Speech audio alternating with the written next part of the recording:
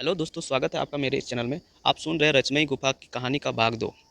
आइए कहानी का आगे का भाग अभी सुनते हैं। वह भीमकाय दैत्य उन दोनों बच्चों को पकड़कर ले गया और उन्हें वह अपने रहने के स्थान पर ले आया। और फिर जब उसने उन्हें खाने के लिए उठाया तभी एक सनसनाहट की आवाज़ के साथ बहुत तेज प्रकाश सा फैल गया और उस भीमकाय दैत्य की आंखें बंद हो गई। फिर जब उसकी आंखें खुली तो उसने देखा कि एक बहुत बूढ़ा साधु उसके सामने खड़ा था और उसके पूरे शरीर पर सफ़ेद कपड़ा था। वह क्रोधित नज़रों से उस भीमकाय दैत्य को देख रहा था। तभी वह दैत्य कुछ कहता, तभी उस बूढ़े साधु के हाथ से एक प्रकाश की किरण निकली और वह वहीं जलकर खत्म हो गया। दोनों बच्चों ने दौड़कर उस बूढ़े साधु के पैर छुए। बूढ़े साधु ने प्रसन्न होकर पूछा, तुम दोनों कौन हो और कहाँ से आए हो? यह स्थान बहुत खतरनाक है। इस स्थान पर बहुत से जादूगर रहते हैं और बहुत से राक्षस रहते हैं। दोनों बच्चों ने कहा, साधु महाराज, हम दोनों जादूगर मकाड़ा से करामती हीरा लेने आए हैं। और फिर शुरू से अब तक की पूरी बात बताई। पूरा किस्सा सुनने के बाद वह साधु बहुत प्रसन्न हो गया। राजू ने कहा, किंतु साधु महाराज, हमारे पास तो जादुई अंगूठी थी, उसे तो जादूगर मकड़ा ने हमसे छीन लिया है। अब बिना जादुई तलवार के हम जादूगर मकड़ा को कैसे मारेंगे? बूढ़ा साधु मुस्कुराया। उसने हवा में हाथ हिलाया तो वही जादुई अंगूठी जादूगर मकड़ा की उंगली से निकलकर साधु बाबा के हाथ में आ गई। उन्होंने वह अंगूठी राजू को दे दिया। फिर कहा, जाओ बच्चों, जादूगर मकड़ा को मारकर वह करामती हीरा ले लो। मेरा आशीर्वाद तुम दोनों के साथ है और कभी जरूरत पड़े तो सिर्फ साधु बाबा कहकर याद कर लेना, मैं तुम्हारे पास आ जाऊंगा। इतना कहकर वह बूढ़ा साधु अदृश्य हो गया। राजू और बबलू दबे कदमों से जादूगर मकड़ा के शयनकक्ष की तरफ बढ़े। उस समय जादूगर मकड़ा सो रहा था। बबलू ने कहा, मित्र, कुछ देर पहले हमें जादूगर मकड़ा ने पकड़ा था और इतनी जल्दी भी सो गया? यह बात कुछ समझ में नहीं आई। राजू ने कहा, हो सकता है साधु बाबा ने उसे सुला दिया हो। दोनों जादूगर की तरफ बढ़े। तभी उसके कान में आवाज़ आई, राजू जल्दी से आगे बढ़ो, डरो नहीं, उसे मैंने ही सुला दिया है। आराम से जाकर इसे मार दो और करामती हीरा ले लो। राजू ने आवाज़ अपने कान में सुनी तो राजू ने अपनी जादुई अंगूठी से जादुई तलवार मांगी। उसी क्षण राजू के हाथ में जादुई तलवार आ गई। राजू और बबलू आगे बढ़े। फिर राजू ने जादुई तलवार से जादूगर मकड़ा का पेट चीरकर उसके पेट से करामती हीरा निकाल लिया। दोनों जादूगर मकड़ा के महल से बाहर आए और फिर अपनी जादुई अंगूठी से कहा, हमें जादूगर साकुरा के कैदखाने में सुनहरी परी के पास पहुंचा दो। तुरंत ही कुछ देर में वे जादूगर साकुरा के कैदखाने में सुनहरी परी की पत्थर की मूर्ति के पास खड़े थे। बबलू ने कहा, मित्र, करामती हीरे से सुनहरी परी के जादूगर साकुरा के कैद से आज़ाद करो। तभी वहाँ पर जादूगर साकुरा प्रकट हो गया। उसने कहा, जादूगर साकुरा के कैद से कोई आज़ाद नहीं हो सकता और वह करामती हीरा मुझे दे दो। राजू ने कहा, वह हीरा मैं तुम्हें नहीं दूंगा। करामती हीरा मानवता की भलाई के लिए, तुम्हारे जैसे दुष्ट जादूगर के लिए बिल्कुल नहीं है। जादूगर साकुरा ने कहा, मैं चाहूँ तो तुम्हें अभी उस हीरे से को ले सकता हूँ। तुम दोनों अभी बच्चे हो। मैं तुम दोनों पर अपना जादू नहीं चलाना चाहता हूँ। इसलिए मेरा कहना मानो और चुपचाप वह हीरा खुद ब खुद अपने हाथों से मुझे दे दो और इस हीरे के बदले मैं तुम दोनों को आज़ाद कर दूंगा। इसके साथ ही उन्हें बहुत सारी धन दौलत भी दूंगा। राजू ने कहा, साकुरा, मैं मर जाऊंगा मगर यह करामती हीरा मैं तुम्हें नहीं दूंगा।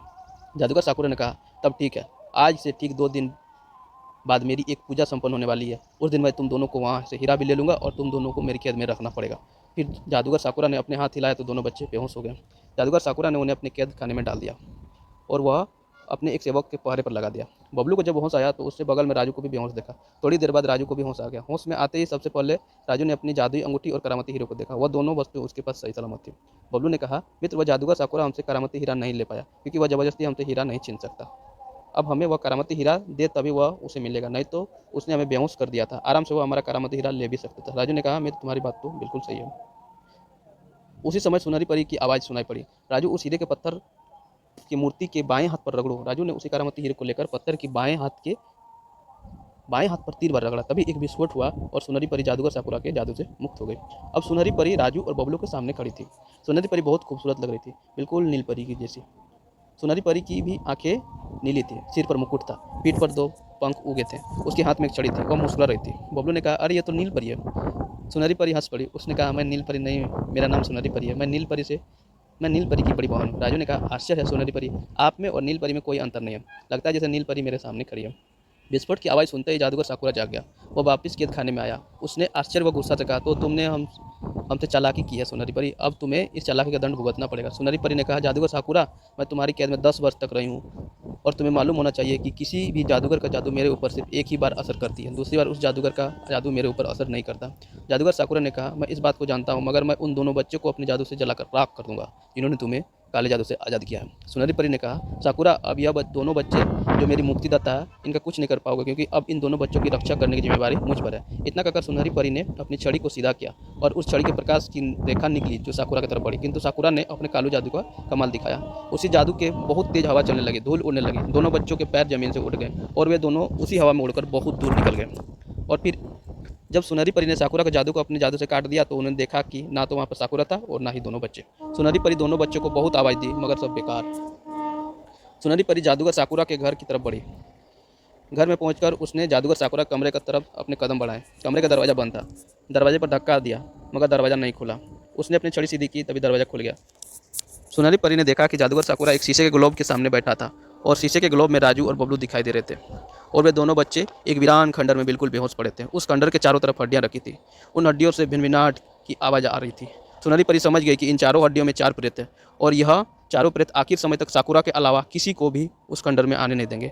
जब कोई काले जादू को काट देगा तभी वह खंडर में जा पाएगी और सुनहरी परी का जादू काले जादू को नहीं काट पाएगा। यह सब सुनहरी परी जानती थी। कुछ सोचकर सुनहरी परी उस वीरान खंडर की तरफ बढ़ी। खंडर के पास जाकर सुनहरी परी खड़ी हो गई। आह आह आह! तभी वहां पर जादूगर साकुरा आहट सुना। उसने कहा, सुनहरी परी अब तुम मेरे काले जादू से बचो। उसी समय सुनहरी परी को ऐसा लगा कि जैसे उसे कोई जकड़ रहा है। तब सुनहरी परी ने अपने मन में कुछ बोला। उसी समय काले जादू की शक्ति उसके पास से हट गई। अब सुनहरी परी ने कहा, साकुरा, काले जादू और मेरी जादू शक्तियों के बीच एक सीमा है और उस सीमा को कोई तोड़ेगा नहीं।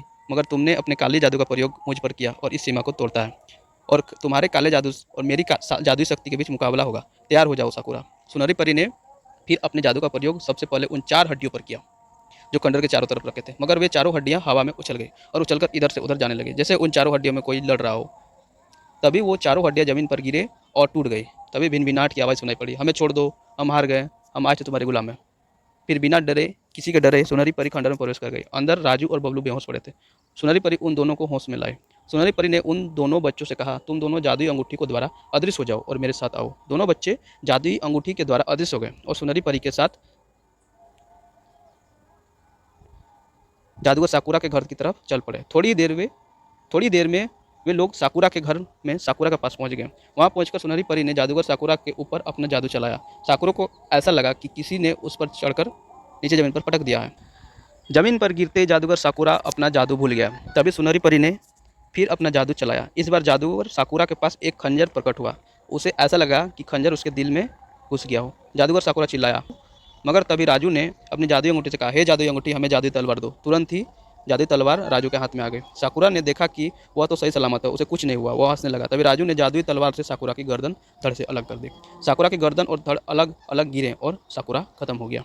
सुनहरी परी ने कहा, बच्चों, अब हमें नील परी के पास चलना चाहिए। राजू और बबलू ने जोश में भरा कर कहा, सुनहरी परी, हम पूरे राक्षसों का अंत कर देंगे। सुनहरी परी ने कहा, बच्चों, तुम दोनों में साहस है, तुम दोनों योमाना और अन्य राक्षसों का अंत जरूर कर दोगे। मगर जब तक नीलपरी योमाना के कैद में है तब तक अभी मुश्किल कम है। राजू ने भोलेपन में कहा, मगर क्यों सुनहरी परी? सुनहरी परी ने कहा, हमारी पौराणिक कथाओं में उल्लेख है कि राक्षसों का राजा और उसके धर्मगुरु योमाना का अंत नीलपरी के द्वारा ही होगा और जब तक नीलपरी योमाना और सेमन को नहीं मारेगी तब तक हम लोग राक्षस का अंत नहीं कर सकेंगे। इसलिए पहले नीलपरी को योमाना के कैद से छुड़ाना है। आगे कहानी के लिए देखें नेक्स्ट वीडियो। धन्यवाद।